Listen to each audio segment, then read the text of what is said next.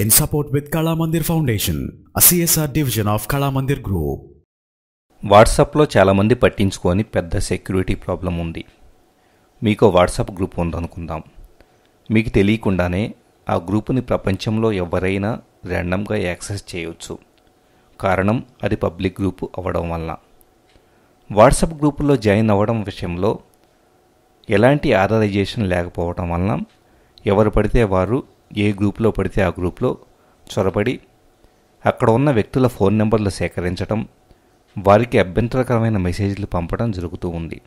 తమ ఫ్యామిలీకి సంబంధించిన గ్రూపుల్లో ఎవరో అనామకులు వచ్చారని ఇప్పటికే చాలామంది కంప్లైంట్లు చేస్తూ ఉంటారు. చాలా గ్రూపుల పబ్లిక్ లింకులు ఇంటర్నెట్లో వెచ్చలవిడిగా లభిస్తున్నాయి. ఒక లింకు కనిపిస్తే చాలు, దాన్ని క్లిక్ చేస్తే చాలు, ఎవరైనా యథేచ్ఛగా ఆ గ్రూప్లో జాయిన్ కావచ్చు.